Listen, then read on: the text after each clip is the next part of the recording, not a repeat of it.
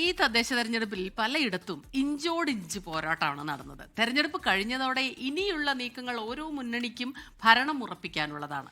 എന്നാൽ കേവല ഭൂരിപക്ഷമില്ലാത്ത തദ്ദേശ സ്ഥാപനങ്ങളിൽ ഭരണത്തലവനെ തെരഞ്ഞെടുക്കുക പലപ്പോഴും സങ്കീർണമാകും.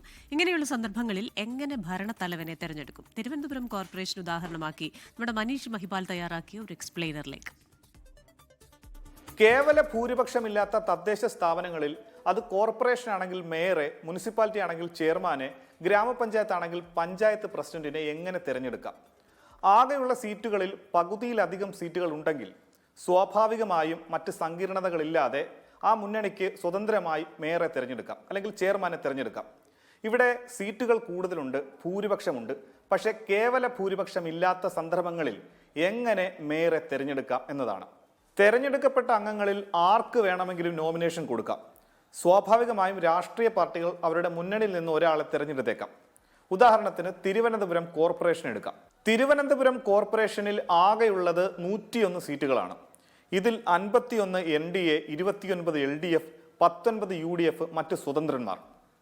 ഇവിടെ കേവല ഭൂരിപക്ഷം 51 സീറ്റുകളോ അതിലധികമോ ആണ്.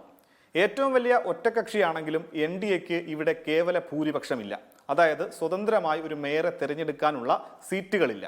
നടപടിക്രമങ്ങൾ എന്ന രീതിയിൽ സത്യപ്രതിജ്ഞ ചെയ്ത അംഗങ്ങൾ യോഗം ചേരും.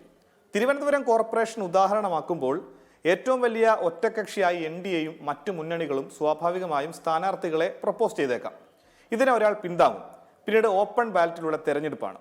സ്വാഭാവികമായും NDAക്ക് അവരുടെ 50 വോട്ടുകൾ ലഭിച്ചു എന്ന് കരുതുക.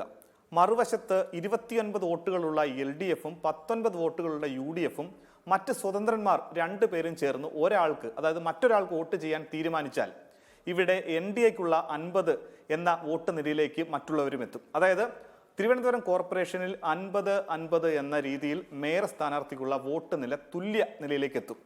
ഇങ്ങനെ സംഭവിച്ചാൽ മേയറെ തിരഞ്ഞെടുക്കുക പിന്നീട് നറുക്കെടുപ്പിലൂടെയാകും. നറുക്കെടുപ്പിലെത്തിയാൽ 50 സീറ്റുകളുള്ള ഏറ്റവും വലിയ ഒറ്റക്കക്ഷിയായ NDAക്ക് ഒരു പക്ഷേ മേയറെ നഷ്ടപ്പെട്ടേക്കാം. പക്ഷേ മുൻ വർഷങ്ങളിലെ പോലെ UDF തെരഞ്ഞെടുപ്പിൽ നിന്ന് വിട്ടുനിന്നാൽ സുഗമമായി NDAക്ക് മേയറെ തിരഞ്ഞെടുക്കാം. ഇനി അതല്ല, UDFും LDFും 2 സ്വതന്ത്രന്മാരും കട്ടയ്ക്ക് നിന്നാൽ ഏതെങ്കിലും ഒരു സ്വതന്ത്രനെ കൂടെ കൂട്ടിയാൽ മാത്രമേ NDAക്ക് മേയറെ തിരഞ്ഞെടുക്കാൻ കഴിയൂ. എന്നാൽ നിലവിലത്തെ രാഷ്ട്രീയ സാഹചര്യത്തിൽ ജനവിധി അംഗീകരിച്ചുകൊണ്ട് UDFും LDFും മേയറെ തിരഞ്ഞെടുക്കാനുള്ള അവസരം NDAക്ക് തന്നെ നൽകാനാണ് സാധ്യത.